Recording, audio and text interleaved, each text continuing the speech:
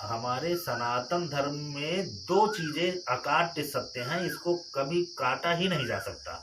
और जो व्यक्ति इस पे भरोसा नहीं करता वो सनातनी हो ही नहीं सकता है। पहला है प्रारब्ध, है ना, कि आप मनुष्य के पहले भी, इस जन्म के पहले भी तमाम जन्मों में आप जन्म ले चुके, तमाम योनियों में आपका जन्म हो चुका, और उन जन्मों के किए हुए जो कर्म है वो प्रारब्ध है। उस प्रारब्ध का परिणाम है आपका वर्तमान जन्म, है ना, आपकी वर्तमान स्थिति। अब वर्तमान के कर्म आपके पुनर्जन्म का कारण बनेंगे। समझ में आया? तो प्रारब्ध से आपका वर्तमान निर्धारित होता है और वर्तमान कर्मों से आपका पुनर्जन्म निर्धारित होता है, माने भविष्य निर्धारित होता है। तो इसी को आप कह सकते हो भूतकाल और भविष्य काल, ये यथार्थ सत्य है ना। और वर्तमान तो आपको भोगने के लिए है, आप चाहे सुख भोगो और चाहे कष्ट भोगो, आपके प्रारब्ध के किए हुए कर्मों का जो संचित परिणाम है वो आज का वर्तमान है, और वर्तमान के किए हुए कर्म आपका भविष्य निर्धारित करेंगे। आपका जो लोग सब कुछ जानते हुए भी गलत कर्म करते हैं, क्या वो ये नहीं जानते कि उनके कर्म फिर से रिपीट होंगे उनको आगे? अगर उनको ज्ञान होता ये तो फिर अपना वर्तमान सुधार नहीं लेते।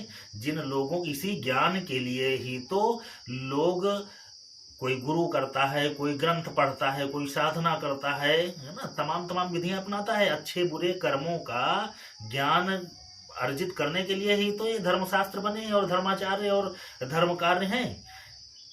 तो ये तो वर्तमान में आपको देख करके करना चाहिए कि आप गलत कर रहे हो कि सही कर रहे हो, है ना।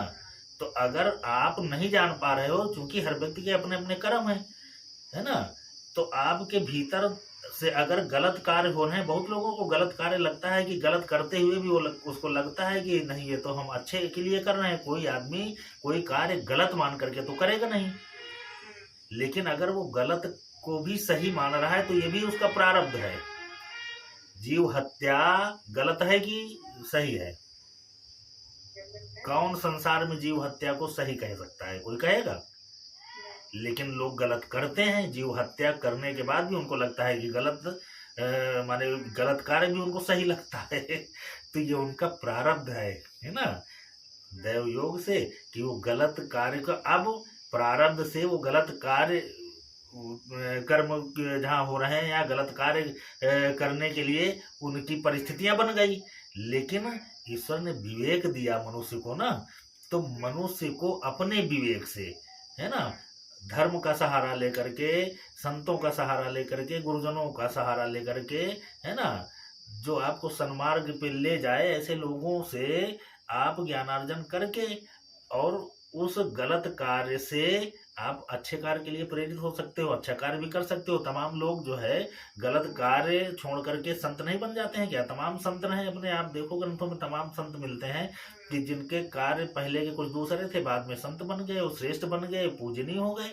तो गलत कार्यों को छोड़ देना ही तो आपका भविष्य है। जिसने छोड़ दिया वो पूजनीय हो गया, और जो नहीं छोड़ा तो तमाम, आप देखते हो कि तमाम संत महात्मा जेल में पड़े हुए हैं, बदनाम हो गए, भोग रहे हैं।